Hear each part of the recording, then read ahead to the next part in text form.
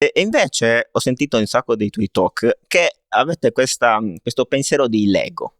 Sì, Ok, ce lo puoi spiegare tu? allora questa è una cosa, ci abbiamo pubblicato anche con alcuni cari colleghi, Soleman, Alberto, mi sembra anche Giuseppe, insomma, con alcuni colleghi alcuni anni fa abbiamo pubblicato un articolo su queste idee dei Lego Bricks. Ovvio, i Lego tutti quanti credo sappiamo come funzionano. La cosa bella è che tu puoi riprendere i mattoncini e riutilizzarli. Mhm.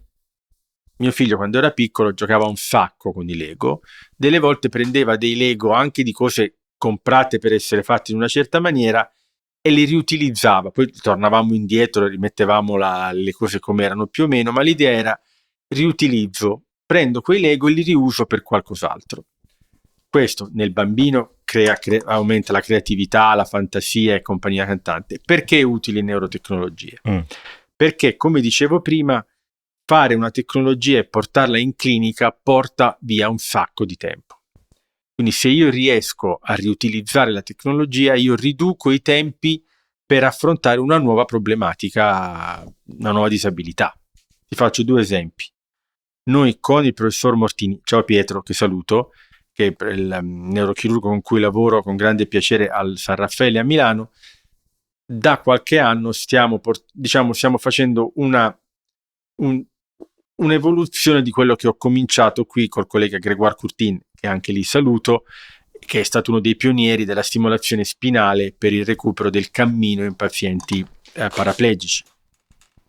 Quello che noi stiamo facendo con Pietro è prendere una strada diversa, nel senso più clinicamente immediatamente utilizzabile. Noi prendiamo uno stimolatore commerciale di una ditta, che non so se posso dire no, ma non la dico, comunque è scritto negli articoli se qualcuno vuole saperlo. Ok.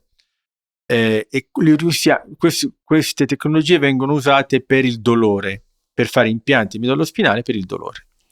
Sono marchiate CE, funzionano da 30 anni cronicamente per moltissimi anni, quindi sono la tecnologia perfetta. Noi la stiamo riutilizzando, trovando una maniera. Ora abbiamo 2 o 3 articoli che spero sottometteremo a breve su questo, un paio li abbiamo già pubblicati, proprio con l'idea di riutilizzare una tecnologia marchiata CE. Questo ha il primo vantaggio che l'approvazione, diciamo, degli organi è più veloce. Secondo che è cronico. Quindi tu sai già che a questa persona stai dando una soluzione clinicamente rilevante, per sempre, o per moltissimi anni. E quindi però devi trovare, quindi il mattoncino stimolazione spinale per il dolore lo stiamo riutilizzando come mattoncino stimolazione spinale per il cammino. Abbiamo utilizzato per molti anni elettrodi nel nervo periferico per ridare la sensazione tattile agli amputati, stimolando i nervi sensoriali. Quello che stiamo cominciando a fare è utilizzare la stessa tecnologia per i nervi motori di una persona paralizzata, una lesione alta del midollo spinale, persone con tetraplegia. Quindi in quel caso l'approvazione, il Ministero è stato giustamente attento e severo, però noi abbiamo impiantato già dei pazienti per l'amputazione in qualche maniera. Quindi l'idea è recycling technology, è importante perché permette di avere nuove applicazioni delle neurotecnologie in tempi più rapidi. E anche il senso del tatto e della temperatura hanno gli stessi mattoncini. No, questo è un punto molto interessante. Allora, il tatto noi lo ridiamo, si può dare in tante maniere, ma noi lo ridiamo con elettrodi impiantati nel nervo. Questa cosa non può funzionare con le tecnologie attuali per la temperatura. Perché? Perché i nervi della temperatura sono molto piccoli e quindi non riesci a controllare. Ogni tanto qualcuno ci dice sento caldo al dito, però è una sensazione molto fragile, perché poi viene coperta da tutto il resto. Quello che un mio collega qui, Soleman Shokur, insieme a Francesco Iberito, il nostro dottorando ora postdoc, Jonathan Mannheim, e altri, abbiamo scoperto con l'INAIL che gran parte dei pazienti amputati hanno una mappa termica fantasma. Noi sapevamo già che stimolando meccanicamente il livello dell'amputazione i pazienti sentono qualcosa che la sta toccando alla mano fantasma. La mano purtroppo non c'è più attaccata, però siccome le terminazioni nervose sono rimaste, se io tocco, i nervi che sarebbero stati quelli che collegavano i sensori della mano al cervello si riattivano e la persona sente che qualcuno sta toccando. Quindi la mappa tattile lo sapevamo già che esisteva. La mappa termica l'abbiamo scoperta e pubblicata su Science 3 anni fa quasi, no di più, 3 anni fa e qualche mese, nel 2023, e poi abbiamo dimostrato che si può utilizzare. Quindi tu puoi stimolare termicamente il moncherino e la persona sente alla mano fantasma caldo, dipende dalla persona, dalla situazione, eccetera, caldo o freddo. E quindi tu hai la mappa termica che diventa una maniera di dare informazioni termiche.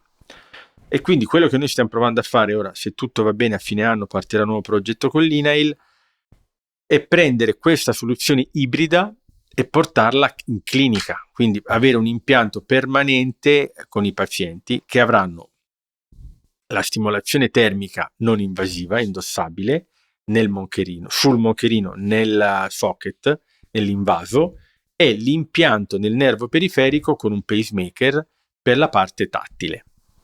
Quindi anche lì, se vuoi, un'altra lezione che ho imparato e che cerco di passare ai miei studenti è di essere flessibili. Nella vita il fondamentalismo è sempre sbagliato, anche nella scienza. Quindi dire che funziona solamente A perché ho investito in A tutta la mia vita è sbagliato. A funziona per molte cose. La stimolazione spinale funziona per moltissime cose, per il cammino, per i movimenti dell'arto superiore, per il controllo della pressione. Gregoire ha pubblicato una serie di bellissimi lavori sul controllo della pressione in pazienti con lesione midollo-spinale, ma per esempio non funziona bene per le dita, per motivi fisiologici, bla bla bla.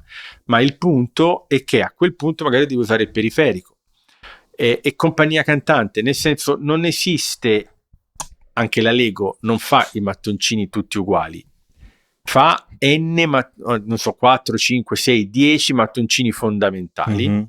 Tra l'altro ieri risentivo la storia del fondatore di Lego, che è molto bella, ma magari ne riparliamo in un'altra occasione. Però ecco, i mattoncini vanno riusati, ma non c'è un solo tipo di mattoncini. Congratulazioni, sei arrivato alla fine della clip. Per vedere l'episodio completo, clicca qui. Cosa aspetti?